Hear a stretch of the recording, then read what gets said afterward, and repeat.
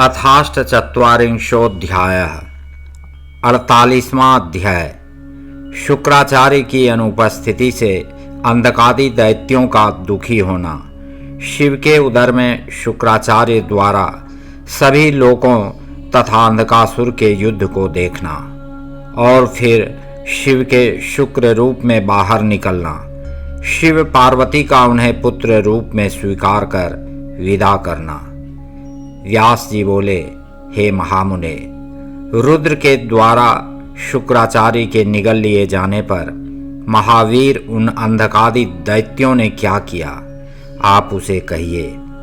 सनत कुमार बोले, शिवजी के द्वारा शुक्राचार्य के निगल लिए जाने पर दैत्य उसी प्रकार विजय की आशा से रहित हो गए जैसे सूंड से रहित हाथी, सिंह से रहित वृषभ, सिर विहीन देह समुदाय, अध्ययन से हीन द्विज, उद्यम रहित सामर्थ्यशाली, भाग्य से रहित उद्यम, पति विहीन स्त्री, पंख से रहित पक्षी, पुण्य रहित आयु, व्रत विहीन शास्त्र ज्ञान, शूरता से रहित क्षत्रिय, सत्य से रहित धर्म और एकमात्र वैभव शक्ति के बिना समस्त क्रियाएं अपने फलों से रहित हो जाती हैं। नंदी के द्वारा शुक्राचार्य के हरण कर लिए जाने एवं शिवजी के द्वारा उन्हें निगल लिए जाने पर युद्ध के लिए प्रयत्नशील होते हुए भी सभी दैत्य दुख को प्राप्त हुए। उन्हें उत्साह रहित देखकर महान धैर्य तथा पराक्रम से युक्त अंधक ने हुंड, तुहुंड आदि दैत्यों से इस प्रकार कहा। अंधक बोला, अपने पराक्रम से शुक्राचार्य को पकड़ कर ले जाते हुए इस नंदी ने हम लोगों को धोखा दिया है। उसने निश्चय ही हम लोगों को बिना प्राण के कर दिया है। केवल एक शुक्राचार्य के हरण कर लिए जाने से हम लोगों का धैर्य, ओज, कीर्ति, बल, तेज और पराक्रम एक साथ ही नष्ट हो गया। हम लोगों को धिक्कार है जो कि हम कुल पूज्य, परम कुलीन, सर्वसमर्थ रक्षक एवं गुरु की इस आपत्ति में रक्षा न कर सके। अतः तुम सब वीर गुरु के चरण कमलों का स्मरण करके बिना विलंब किए ही उन वीर शत्रु प्रमथ गणों के साथ युद्ध करो। गुरु शुक्राचार्य के सुखद चरण कमलों का स्मरण कर मैं नंदी सहित सभी प्रमथों को नष्ट कर दूंगा। आज मैं इंद्र सहित देवताओं के साथ इन प्रमथ गणों को मारकर इन्हें विवश कर शुक्राचार्य को इस प्रकार छुड़ाऊंगा जिस प्रकार योगी कर्म से जीव को छुड़ा देता है। यद्यपि ऐसा भी संभव है कि हम लोगों से शेष का पालन करने वाले महायोगी प्रभु शुक्र स्वयं योग बल से शिवजी के शरीर से निकल जाएं। सनत कुमार बोले, अंधक की यह बात सुनकर मेघ के समान गर्जना करने वाले निर्दय दैत्य मरने का निश्चय कर प्रमथ गणों से कहने लगे, आयु के शेष रहने पर प्रमथ गण हमें बलपूर्वक जीत नहीं सकते, किंतु यदि आयु समाप्त हो गई है तो स्वामी को युद्ध भूमि में छोड़कर भागने से क्या लाभ है।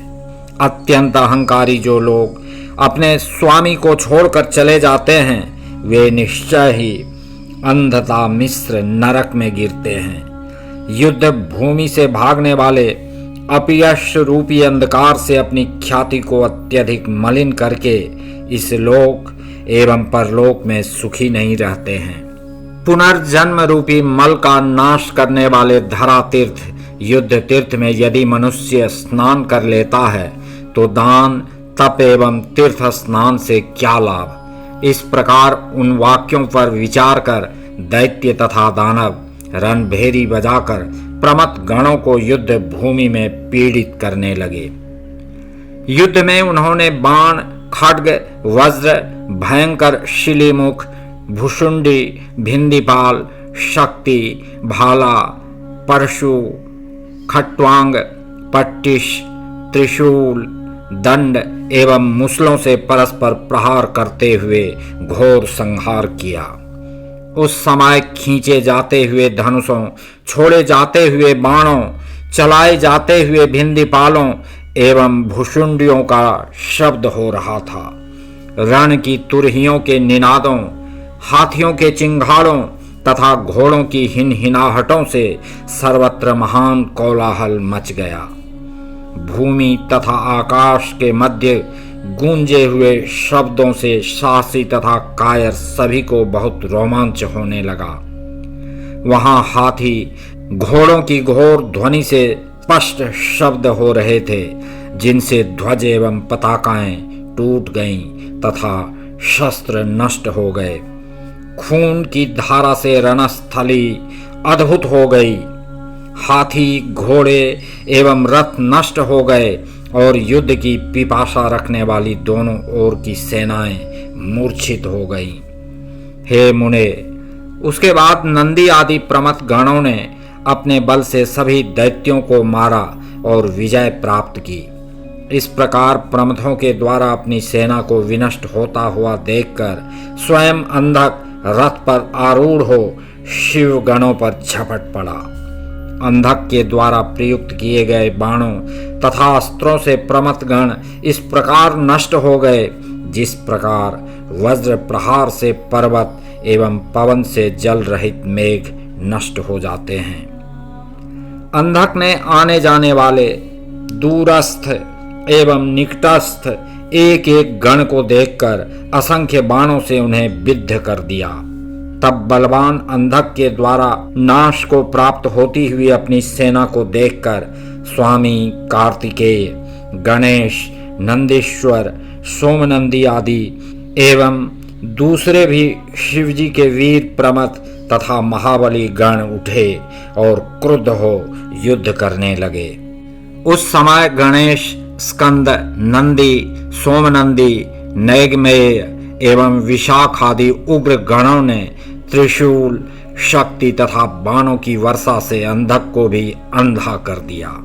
उस समय असुरों और प्रमथ गणों की सेनाओं में कोलाहल होने लगा। उस महान शब्द के द्वारा शिवजी के उदर में स्थित हुए शुक्र अपने निकलने का रास्ता खोजते हुए शिवजी के उदर में चारों ओर इस प्रकार घूमने लगे, जिस प्रकार आधार रहित पवन इधर उधर भटकता है। उन्होंने शिवजी के देह में सप्त पाताल सहित 7 लोकों को एवं ब्रह्मा, नारायण, इंद्र, आदित्य तथा अप्सराओं के विचित्र भुवन तथा प्रमथों एवं असुरों के युद्ध को देखा। उन शुक्र ने शिवजी के उदर में चारों ओर 100 वर्ष पर्यंत घूमते हुए भी कहीं कोई छिद्र वैसे ही नहीं प्राप्त किया, जैसे दुष्ट व्यक्ति पवित्र व्यक्ति में कोई छिद्र नहीं देख पाता। तब शिवजी से प्राप्त किए गए योग से श्रेष्ठ मंत्र का जप करके भृगु कुलोत्पन्न वे शुक्राचार्य शिवजी के उदर से उनके लिंग मार्ग से शुक्र अर्थात वीर्य रूप से निकले और उन्होंने शिवजी को प्रणाम किया। इसके बाद पार्वती ने पुत्र रूप से उन्हें ग्रहण किया और उन्हें विघ्न रहित कर दिया। तब लिंग से वीर्य रूप में निकले हुए शुक्र को देखकर दया सागर शिवजी हंसकर उनसे कहने लगे।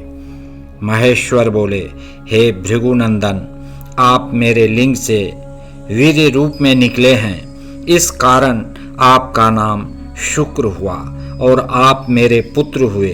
अब जाइए। सनत कुमार बोले, शिवजी के द्वारा इस प्रकार कहे जाने पर सूर्य के समान कांतिमान शुक्र ने शिव को पुनः प्रणाम किया और हाथ जोड़कर उनकी स्तुति की। शुक्र बोले, आप अष्ट मूर्ति होते हुए भी अनंत मूर्ति हैं। आप सभी देवताओं तथा असुरों को वांछित फल देने वाले तथा अनिष्ट दृष्टि वाले का संहार करने वाले हैं। इस प्रकार सर्वथा प्रणाम किए जाने योग्य आपकी स्तुति मैं किस प्रकार करूं? सनत कुमार बोले, इस प्रकार शिव की स्तुति कर उन्हें पुनः नमस्कार करके शुक्र ने शिव की आज्ञा से दानवों की सेना में इस प्रकार प्रवेश किया जिस प्रकार मेघमाला में चंद्रमा प्रवेश करता है।